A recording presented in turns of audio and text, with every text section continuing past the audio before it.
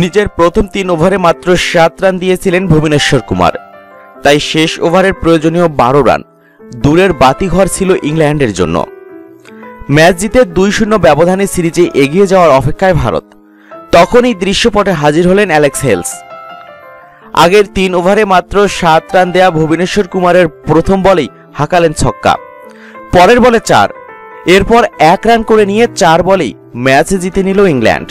রোমাঞ্চকর এই শেষ ওভারে ম্যাচ জিতে সিরিজে 1-1 সমতায় এনেছে স্বাগতিকরা।